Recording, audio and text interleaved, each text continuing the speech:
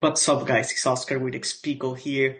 Today, I want to introduce you to our guest today. Our guest today is Patrick Kawka, who is a professional pickleball player who has an amazing story. Patrick went and played college tennis, then he became a professional tennis player, then he became a professional padel player, and now he's a pro pickleball player. So, really interesting story. So, hope you enjoy it. Expico, baby. What's up, guys? This is Oscar with Expico here. Today I have a super special here with us, as you can see in the screen. We got Patrick Kawka, if I'm pronouncing your last name right. How do you pronounce it, Patrick? It's Kafka, but that's pretty good. Most people get it a lot worse. So I guess Patrick, just tell us a little bit more about yourself. Where are you from? Where are you located at? And I don't know, how did like pickleball into your life? So I'm born and raised here in Las Vegas. My parents are from Poland, so I'm a first generation here in Vegas. Um, I played professional tennis, grew up, junior tennis, played college tennis at BYU. Okay. Then I was the assistant coach there for a year and decided to go on tour for a little bit. So I played a couple years of professional tennis. And then I played about 2 years of pro padel here in the US. Wow, okay. And then about 8 months ago, decided to make a full transition over into pickleball. So I picked up the paddle 8 months ago and decided to give it a whirl. So Okay. here we So are. let me see if I'm getting this right. So you start with tennis, right? Yeah, You play college tennis. Where do yeah. you play at? At BYU in Okay. Utah. Okay. So you graduated there, you played tennis there, and then you played on the tennis pro tour, right? That's what you said? Yes. And then Yeah. you play padel, Yeah. pro padel for 2 years. Yeah. Okay. How is the padel scene here in the US? I know like in Europe, for example, I know it's big, but in the US, I don't know. Tell me, like, how is the padel scene here? So it kind of depends where you're located. I mean, obviously, uh, the advantage of padel is it's the fastest growing sport in the world right now. Okay. It's just a little bit behind here in the U.S. I think it's primarily it probably would have grown a lot faster if pickleball didn't exist. Mhm. But pickleball is just more accessible, easier to pick up for a lot of people, so it's taken over. But for example, here in Las Vegas, we've got one facility with 8 courts. That's where I was training and playing. There's another facility in San Diego that I think now they added some courts. They have about 5. They have 2 facilities in LA. Houston has about 6 facilities. Uh, Oklahoma has one. Have Philadelphia you? has one. New York, and then Miami's got like 65. Yeah, I know. So I know in Miami is huge. Based out of Houston, so have you been like in the padel courts here in Houston? yeah, so I spent a lot of time in Houston playing in Woodlands primarily. There's a couple other facilities in the middle of town, and then I have a really close friend from Padel who's now building a really awesome facility on his property. I think it should have 4 indoor courts. It's going to be like the highest end of materials and everything used. It's going to be called the Paddle Barn. So Where that'll is be that? pretty sweet. Where's Uh, that gonna be at?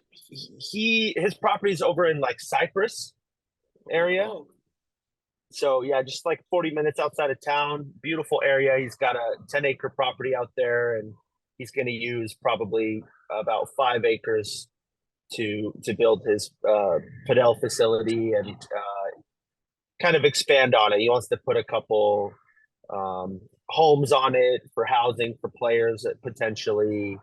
And I'm trying to convince him now to build a couple pickleball courts now that he knows I'm involved in yeah. pickleball. But No, it's a fantastic sport. I loved playing it. I got to represent the U.S. In the World Championship. We went to Qatar and competed against Spain, who's the number one team in the world. It was a really great experience, and I loved being a part of it. But I've been kind of pushed into pickleball. It's been a long time coming. All of my teammates at BYU are the top players. Tyler Loong was my roommate freshman year. I Okay. was roommates with Spencer Smith for 3 years on the team. Um, Callie Smith played, I believe, 1 or 2 years at BYU, and then she transferred over to University of Utah. Okay. Um, let's see who Interesting. else. Yeah, That's so there's a interesting. huge. Oh, Megan Dazon played there. I mean, there's a huge group of us.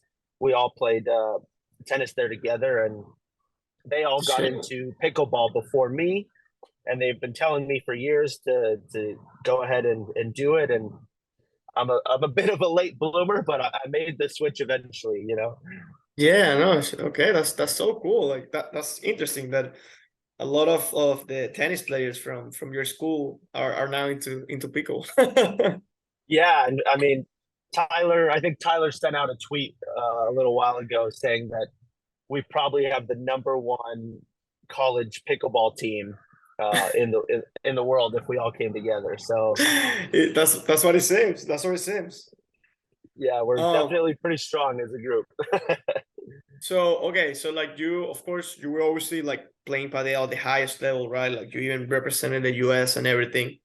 So and you said like it's the biggest, the fastest growing sport in the world. I didn't know that.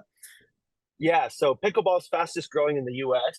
Yeah. and padel is the fastest in the world. So it's like you mentioned in Europe, it's probably very comparable to pickleball, Mhm. where Yeah. there's facilities everywhere, all the courts are full all the time. Um, it's a great sport. It's I'd say it's kind of in between tennis and pickleball in terms of accessibility. It's a little Yeah. easier to play than tennis, but probably a little bit more difficult when you have the glass walls than pickleball. So it still gets a lot of players, but I think pickleball is just uh, it's easier for most people to pick up, at the beginning level. Yeah. So, entering into a sport, pickleball has a huge advantage in getting everyone involved. It's a little more casual, music playing, people having a great time. Yeah. And that's kind of what drew me to the sport as well is, tennis especially has kind of a stigma to it and the type of people involved, Yeah. having been in the sport for many, many years. I wanted kind of some freshness, and Yeah. it gets old, kind of that snobby, like no one's allowed to play with me. We're too good. Where pickleball, it's like everyone just paddles in and gets on the court. Yeah. You play with everyone. You have a good time. So I love that about pickleball. No, definitely, definitely. It's just like it's a fresh start for, I guess, like tennis players, like ex-tennis players, like you. And I play college tennis as well. And yeah, I feel the same way, right? It's like a fresh start. It's a sport similar to tennis, but I don't know. It feels different, and like I said, it feels like a fresh start. So I agree with you Exactly, there. exactly. Like it's similar enough so you can use some of your skills and they Mm, translate over, but you're not so similar that you're remembering some of the not so fun times of yeah, being alone on a court, playing in some small town in the middle of nowhere, trying to yeah. get some points, right? Yeah. What's your favorite memory in college tennis? Whew, that's a good question. I have some great memories. So freshman year was a blast. We won the conference tournament against TCU. Okay. So that was a blast. So we ended up winning conference tournament, and I was rookie of the year for the conference and the region. So that was probably pretty exciting for me. I remember kind of clinching a match against TCU and the whole team storming the court, jumping on Yeah. you. What That year? was What year that you graduated? I was there from 2010 to 2013. Okay. Okay. So yeah, that was in 2010. We won the conference, Mountain West. That was a great time. I mean, I have a lot. I had a really good year my junior year. I was I think top, like I think I was 17 in NCAA's.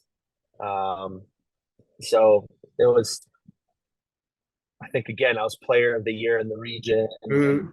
had some great times. But it's hard to beat, that first experience as a freshman, winning Yeah. conference, clinching. Yeah. Like that's a great time.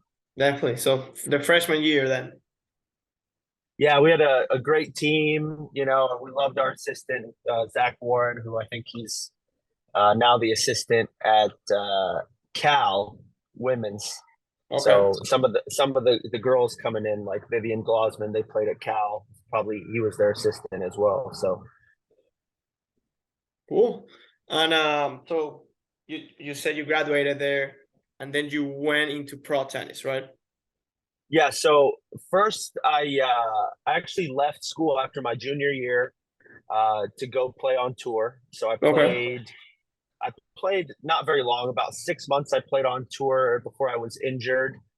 Um, and then I was just coaching for a long time after that, and ended up coming back to BYU probably about 5 years later, Mm-hmm. I was the assistant coach for that year, and that I did another year of school. And then I went back. I kind of, being the assistant coach, it kind of sparked the flame again. I was like, man, I'm still beating these guys on the team. Maybe I can still play. So then I decided to start training again full time now that some of my injuries were healed, and I played for about 2 years on tour after being the assistant before I ran out Wow. of money.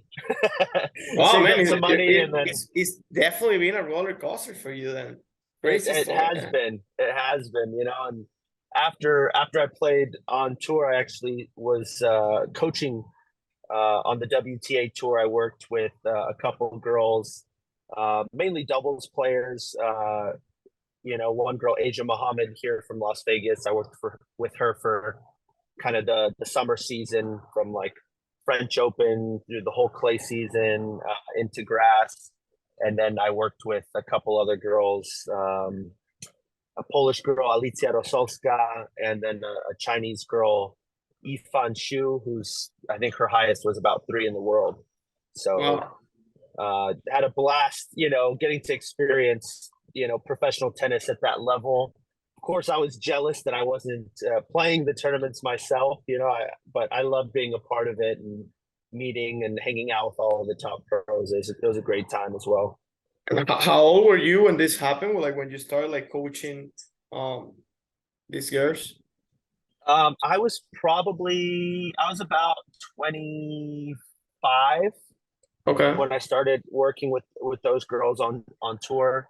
Um, so I was coaching and kind of hitting in with them simultaneously. Um, I got to be the hitting partner for Juan Martin Del Potro for all of Indian Wells, which was also a great experience. And then, yeah, after that, I went into full-time coaching, had a tennis academy with another friend here in Las Vegas.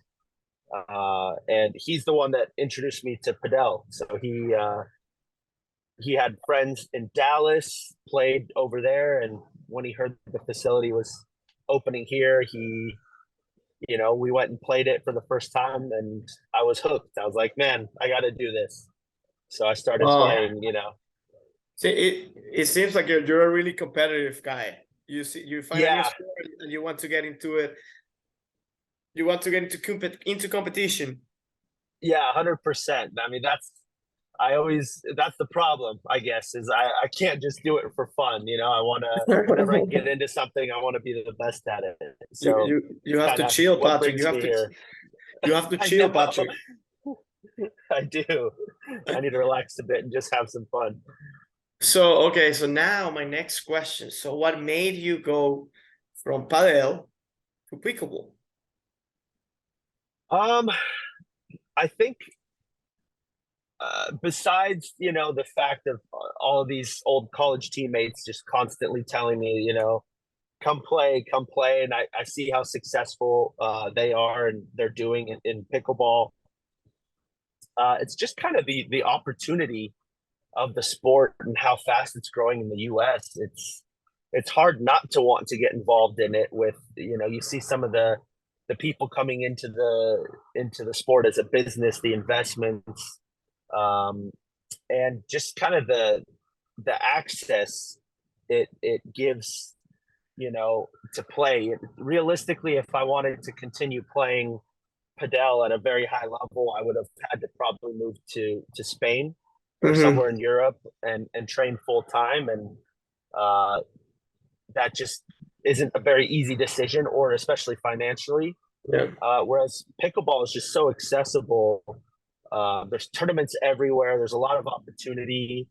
Um, and just from the business side of it, I see the potential in the sport of where it could climb, not only as a sport, but where it can provide me opportunity, in some sort of business venture, whether it's starting a paddle company or opening a Yes. facility or some of the other things, running camps. There's just a lot of opportunity surrounding pickleball in the U.S. that was really enticing Yeah.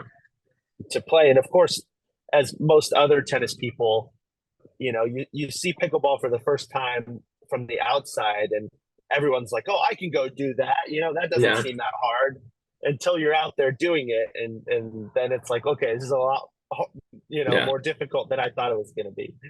Yeah, I think it happens to all of us tennis players. It's hard to pick up, but it's easy to pick up, sorry, but it's hard to master, right? Exactly, exactly.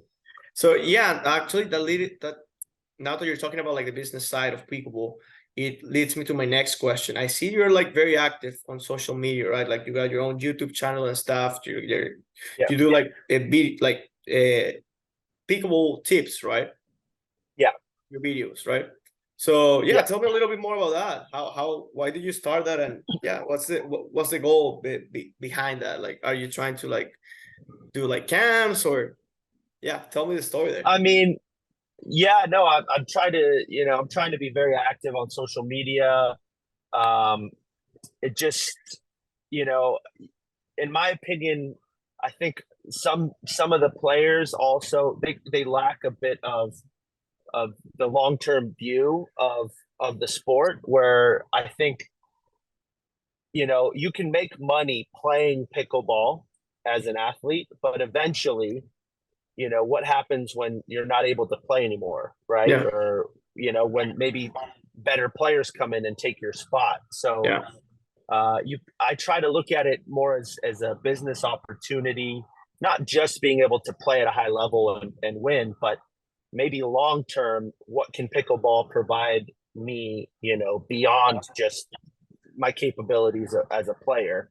And yeah. so, when I looked at it that way, especially with my fiance, we were trying to figure out the best approach. And we kind of considered my long history in racket sports and coaching background, at the highest level of sport. So I was like, man, I see a lot of opportunity in helping people, at least, especially the people that are making the similar transition like we did from Hmm. tennis to pickleball, and kind of understanding the different nuances of the sport, and maybe documenting my journey a little bit Yeah. on what it was that I learned in the beginning that helped me transition quicker. But not just tips. I try to post. I have some ideas for some funnier stuff. I don't want to become too dry and just be a pickleball coach on social media either. Hmm. So, of course, I have some of my personal highlights or people I play with, and then I have some funnier video ideas that hopefully will be coming out soon. I'm always uh, I'm always trying to record. My fiance wants to record every day, but it's not easy for me in between training and everything else going on. So sometimes she has to convince me to get out there and film some of the stuff we have written down. But So yeah, it's just trying to go ahead. Sorry. no, I was just gonna ask. So you're doing like pickleball full time now? Yes, yeah, kind of. So I'm I'm playing pickleball full time and training full time, but I still, have to pay the bills at home. So I'm not fully capable of just paying everything just off of pickleball yet. Yeah. Hopefully soon, that would be Yeah. cool. But I was a realtor for a little bit, but the market's been pretty slow recently, and my fiance and I also own a commercial cleaning company here in Las Vegas, and we kind of clean some offices and things like that. Okay. So we stay pretty busy in between everything and going to job sites and working. We're cleaning. We're not always the only ones cleaning, but we have to clean as well until we grow our business a little bit larger. But Yeah. uh, it's unfortunately I can't just rely on pickleball yet. But that is of course the goal, at least in the long term, to be able to use pickleball to help support the family and Yeah. things like that. Well, hopefully happens soon, man. Thank you. Yeah, I appreciate it. Working on I it. I know there is like a really nice hotel there in Las Vegas that has like really nice pickleball courts. Do you know which one I'm talking about? Yeah, so that's the Plaza downtown. They've got, I may be wrong, but it's about 20 courts, give or take. I don't know exactly, like 17 to 20 courts on the roof by the pool. 17 pickleball courts?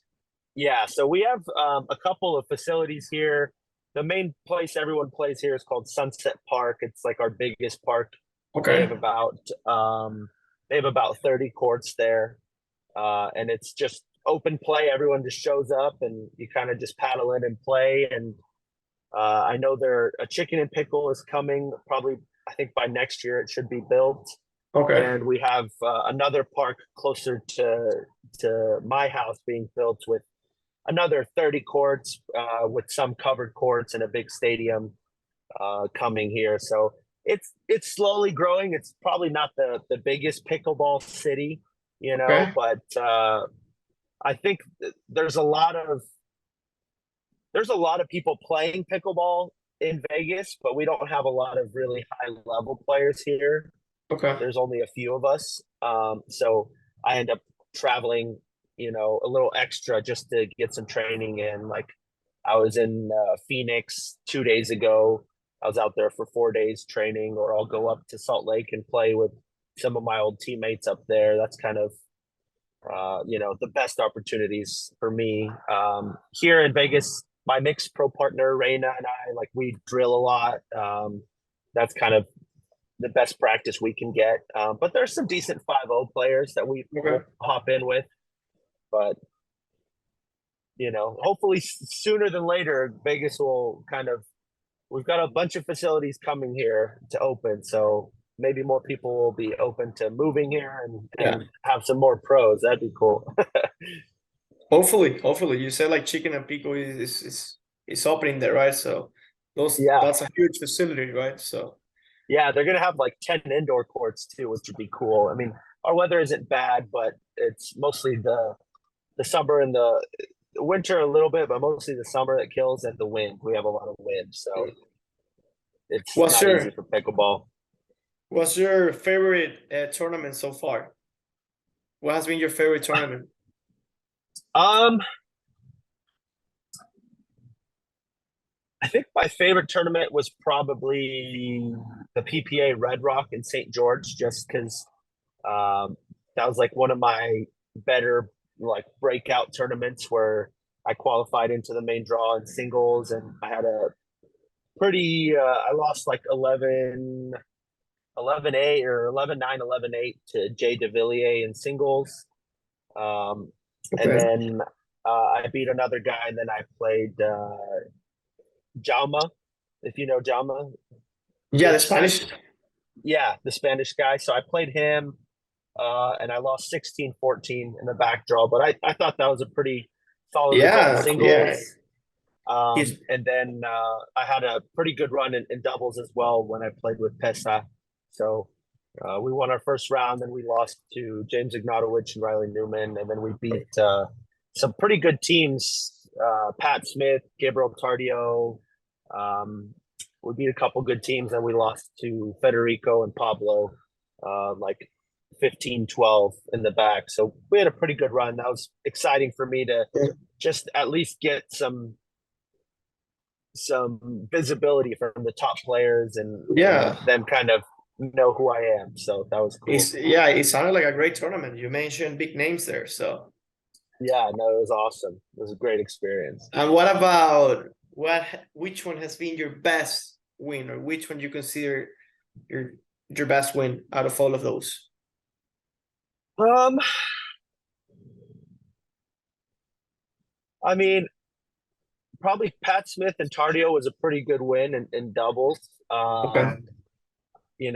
Especially at that time, I was like 6 months in, so even Pesa, my partner, was pretty surprised that we beat them. He's like, he didn't expect to. He was also really sick that tournament, so he was surprised when we beat them. And then we had a we had a close battle here last what was it, last week in San Clemente against Daniel De La Rosa and Ben Newell. We lost Okay. 12-10 in the third. That was a fantastic match. We wanted to win it so bad because we knew we'd play the Johns brothers on Stadium the next round, Oh, okay. which I think made us a little extra nervous, which we Yeah. made some errors we shouldn't have.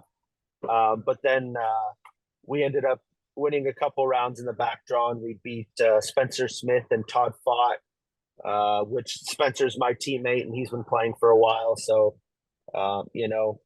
we were pretty excited to get that win as well. So, Are you like keep playing with Pesa for the rest of the year, or what's the plan there? we have some tournaments scheduled. He's the thing about Pesa is that he's won like the last two APP tournaments in a row. So you have a success like that, everyone on the pickleball planet is going to want to play with them. So it's not going to be easy to hold on to him, as a partner when he has some great results like that. So I know he's got some other partners scheduled for the next few, but we're playing together in Seattle at the PPA, Okay. and then at the PPA here in Vegas in October. So those are the two we have scheduled for sure. We're going to try to squeeze in maybe some APPs in between that as well. So we played really well together, and we vibe really well as a as a pair in like our energy and style of play. So I want to play as much with him as I can. But I mean, it's a privilege for me to have a partner like that. So Yeah. for me, like, the short time that I've been playing pickleball, I'm a lucky guy for him to be willing to play with me. So it's not going to be easy to hold on to him as a partner because I'm sure he's got some better options out there. But if I can keep convincing him that I'm improving, maybe he'll want to stick with me. So I appreciate him for giving me the opportunity. Okay. Yeah. Well, let's see what happens in the tournaments coming up. What's the brand that I see on your shirt? I know you're one of the ambassadors, right? For them? Yeah, so I was their first brand ambassador for pickleball. So the owner of the company, his name's Jonathan O. He kind of, long story short, he used to work for the Lakers, and he would Okay. design all of their jerseys and compression wear. So if you've seen like Kobe's arm sleeve, his shooting arm sleeve, so that was all designed by Jonathan. And then when he left the Lakers, when LeBron James came in and kind of brought some of his own people from Nike to be involved, So Hmm. Jonathan went off and started this company, Leo Rivet, on Okay. his own. And it started primarily as like a fitness and lifestyle brand. Um, and then he got into tennis, where he sponsored a good friend of mine, Marcos Garon from Yeah, LA. he's He's a a pro top player, pro. right? Yeah, Yeah, I so know he him. Yeah. was. Yeah, so I was actually hitting with Marcos here in Vegas when I met Jonathan. Okay. Um, and he was kind of asking me, what I was up to, and I told him about pickleball. And then, that's when he came out with this whole lineup of clothing for pickleball. You'll see some of the wilder colors and the kind of the jerseys, and yeah, so that's we kind of decided to do something a little more lively for pickleball and the atmosphere that pickleball has, and it's been great for me. I stand out as a player. Everyone knows who I am just based on my shirts, so that's pretty cool. Um, and yeah, we've signed on some of the top players. Our first sign on was Spencer Smith, and now we've got Megan Fudge and Bobby Oshiro, Ryler DeHart, Callan Dawson, and we're working on getting some more people involved. We have some lower pros as well that are signed on, but um, it's basically it's all made. It's handmade in Huntington Beach, hand stitched. You can go to the factory, check it out. Everything's custom made to order. Nothing is in stock. So when you place the order, he takes your measurements and it's made to your spec. So Wow, it's like that's so cool. it's Well, yeah, it's like super super high end. It's kind of like a higher end level of like Lululemon. So it's super cool brand made here in US, and we'll, Jonathan's awesome, and he just happens to live here in Vegas, so I had a we'll, little jump we'll start. yeah, we'll definitely check it out. And everybody here, hopefully you heard here from Patrick. Um, so I guess to finish, Patrick, to wrap it up here. So what are your goals for the season pickle wise? So definitely, I mean, my biggest goal is to be main draw for everything. I'm kind of getting there in APP now, where I'm mostly main draw in the tournaments. PPA, it depends on the partner I'm with, but that's probably my first goal, is to not have to qualify for tournaments anymore, just because you've got to get there early on a Wednesday, and it takes a toll on your body to have to qualify, and it's just risk versus reward. So that'd be first goal. But realistically, I see myself, especially in doubles, as a top 20 player by the end of the year. That's my primary goal. Um, and just another thing I'm working on here is I'm kind of on the forefront. We're starting a paddle company here with another guy here in town, and we've got an investor from Seattle he's got a huge backing for this company. I can't say exactly how big the backing is, but it's unprecedented in terms of pickleball. It's money is not an issue. I'll just put it that way. Wow, And that's so exciting. yeah, so we're trying to do something, super high end and super kind of ahead of the curve. We're really pushing some of the technology in paddles, and it's going to be pretty awesome stuff. We're in the midst of testing all of our products right now. And I can't say too much, obviously, but I would just say keep an eye out for it, because in about a couple months we'll probably be coming to market with some stuff beyond what anybody else is doing. Wow. We're gonna have the whole deal, bags and shoes and everything. So we're really trying to push the technology, not just with paddles, but with some of the equipment we're using to not just manufacture but test our paddles.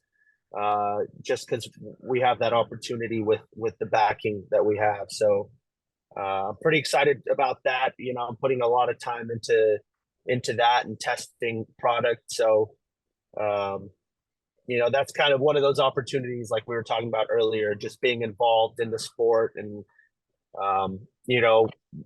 I guess our main goal is that we have actual, like, pro testing the paddles and Mm-hmm. testing the product before we launch. We're not launching anything blind. It's all tested to the highest standard, and also just using my racket sport background Yeah. to develop a product and kind of bring some of the positives from all three sports into one.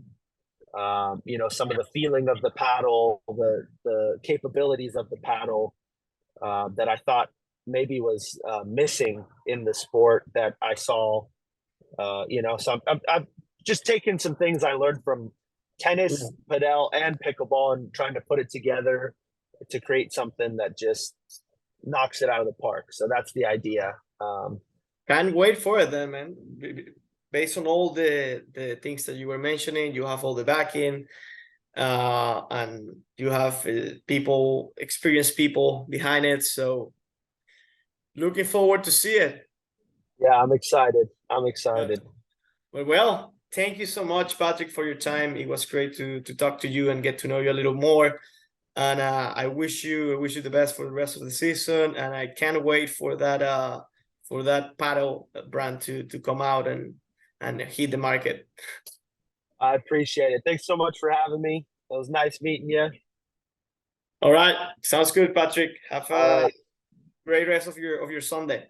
Hopefully Thanks I'll so meet you in much. person soon. All right. Bye, Definitely. Patrick. Take care. All Yeah. right.